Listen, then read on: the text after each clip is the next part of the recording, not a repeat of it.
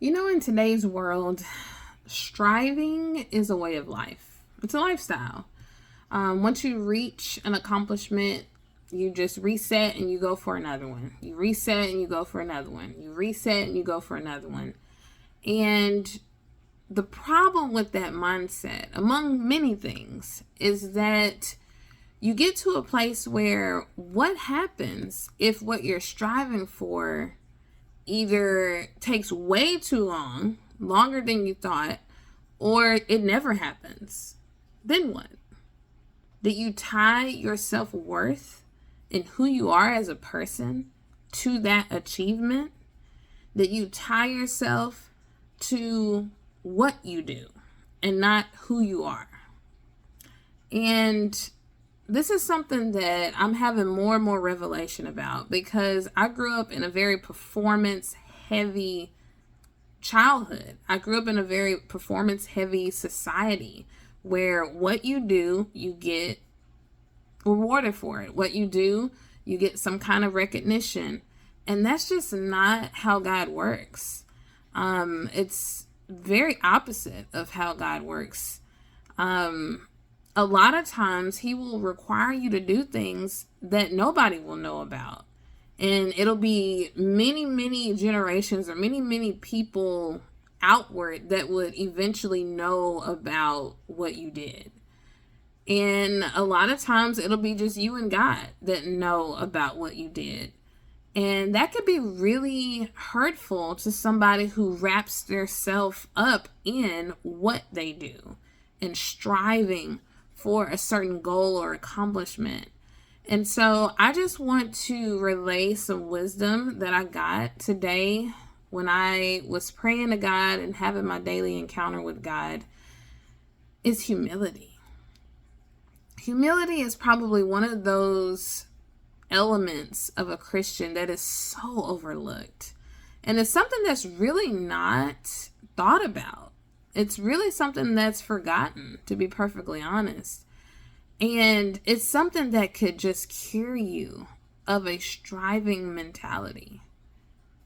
Humility, being humble, lowering yourself under the ultimate mission of kingdom business.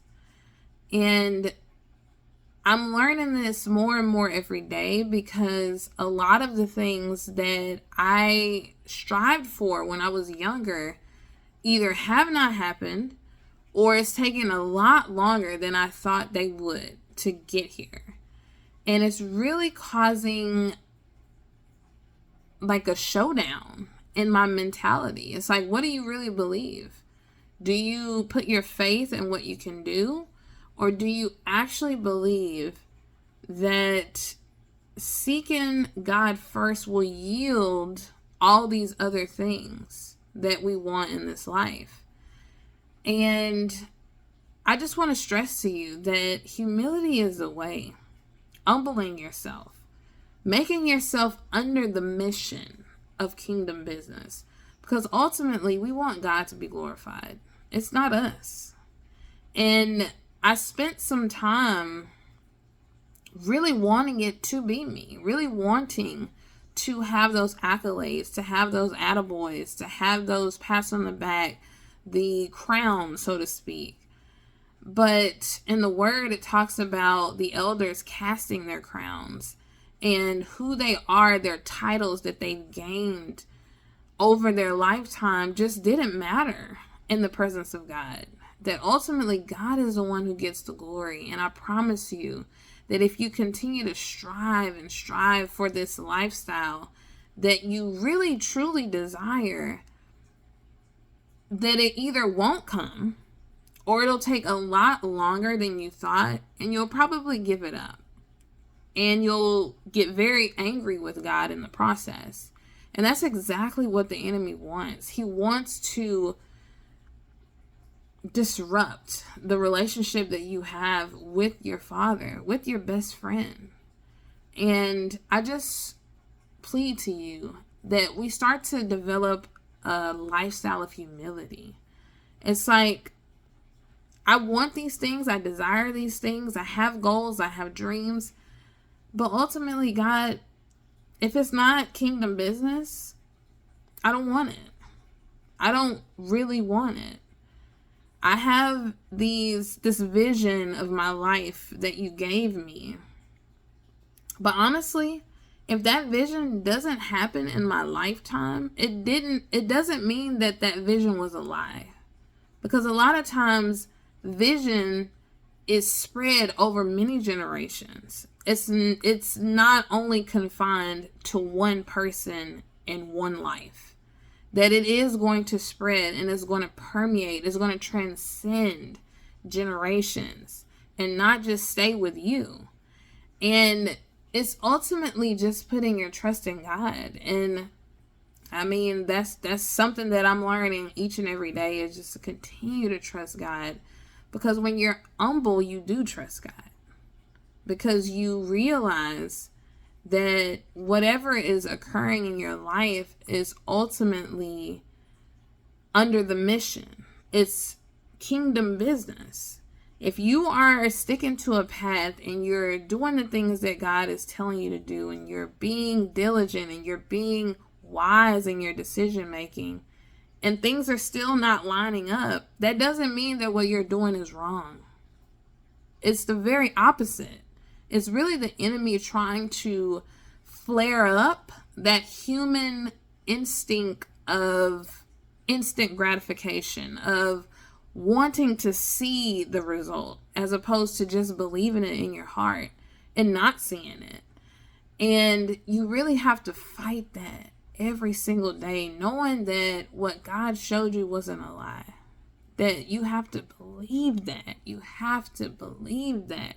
You have to hold tight to it. You have to clutch it. It's like you're hanging on a cliff. If you were hanging on a cliff, you would not let go of that rock. You would not let go with everything in you. Even if your fingers get weary, your arms get tired, you're not going to let go. And that's how you have to clutch onto the vision, the belief that God placed in your heart when you first really came to know him. And you have to hold on to that and just humble yourself under the mission of kingdom business, trusting that what God showed you wasn't a lie. That it doesn't mean that it's not going to come true just because it's taken a long time. So just be encouraged and really start to grow in humility. Because in the word, it talks about, in James 4, God opposes the proud but gives grace to the humble. Giving grace means that you're able to withstand. You're empowered to do kingdom work. That it doesn't get weary. That you are enduring. That's what grace does. It gives you endurance to keep going, to keep going, to keep going, to keep going, to keep going. No matter what, to keep going. And in Psalms 25:9, it talks about that God teaches the humble his ways. Isn't that what we want to know? Isn't that some of our most frequent prayers? Is like, God, what do you want me to do? Where do you want me to go?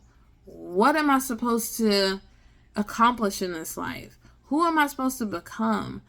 Those things will be taught to the humble because he can trust them, that they will trust what he reveals to them, and that they won't backslide or start to doubt because they are humble. They understand that they're under the mission of kingdom business.